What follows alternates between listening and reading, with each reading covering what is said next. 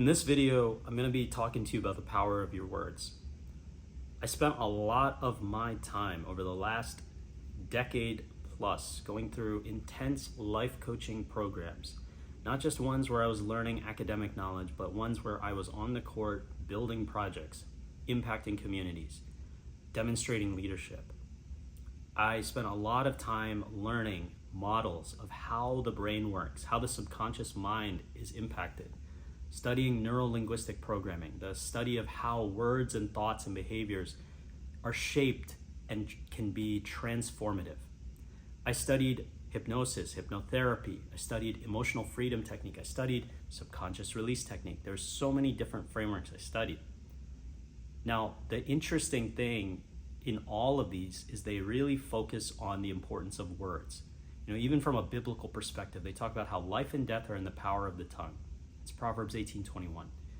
When you speak something, you have to realize that when you speak it, you should not speak it carelessly, right?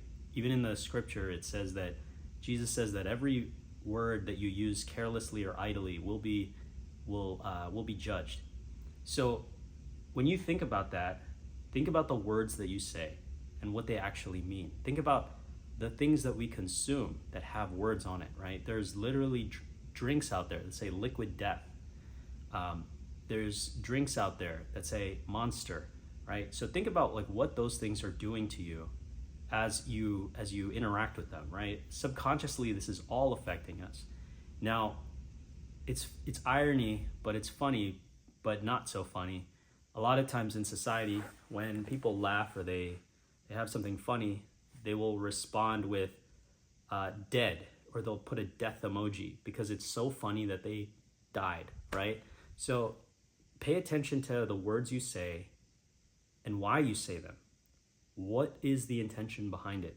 If this word is not forwarding my entire life, why am I saying it, right? Cut certain words out, cut certain phrases out, cut certain habitual uses of phrases out entirely.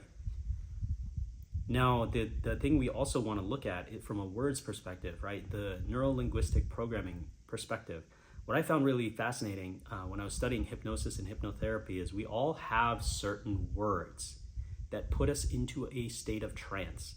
Now, trance does not mean that you're mesmerized or that you're hypnotized or whatever. It just means that your mind goes into a certain level of focus and a level of awareness. You look at basketball players, watch Kobe Bryant. When you see him and you see him playing, there's clips of him where he's just so focused that his eyes are on the ball and people can be trying to distract him. He's so focused and aware. Nothing can break his focus. Now, we all have words that can get us into that really, really strong state of focus, which can lead to peak productivity or a flow state, what other people say. And then there's also words that can completely disempower us and they take us out of the game. We all have these words and we have to be very, very intentional of what those words are. Pay attention to those words. I had a mentor and he used to say it like this: your words reveal your psychology. Let me say that again. Your words reveal your psychology. So when you speak, when you articulate, you are either generating enough momentum towards your goals, your habits, your behaviors that are positive, or those words are taking you out of the game. From a hypnosis, hypnotherapy, and neuro-linguistic programming perspective, they talk about trance words. There's words that put you into an upward spiral of activity, of momentum. They actually expand who you are and they make you come to life and take more action. Then there's also words that we speak that little by little, slowly but surely, they take us into a downward spiral, into a downward trance where we slowly become more apathetic, we become slower, we become more bored, and eventually we just give up on our dreams. So pay attention to those words. The words you say are either molding your future and shaping your future, or they are just eviscerating your future. So pay attention to those words, right? I like to say words like heroic, bold, defining, momentum, tremendous. I like to say words like this because it gets my eye and it gets my brain focused on things that are expanding, things that are taking me further, right? I like to focus on the finish line. I like to focus on the process. When I say words that are negative, if I focus on complaints, if I focus on what's going wrong, if I focus on certain aspects that are taking me out of the game, then I'm out of the game.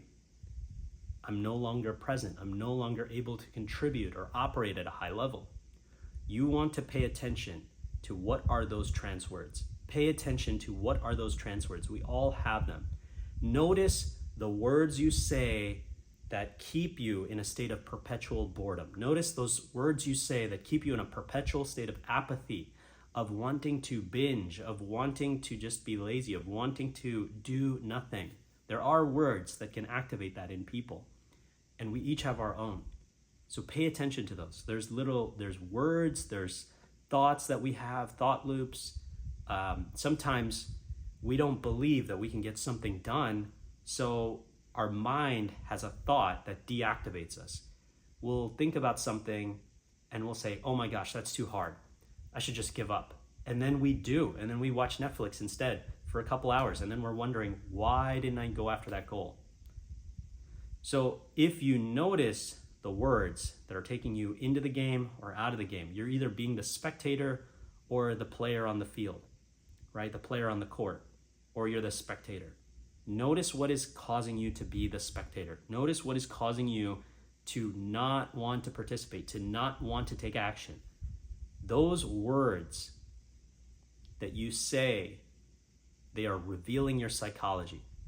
They are revealing your future. So don't use those words carelessly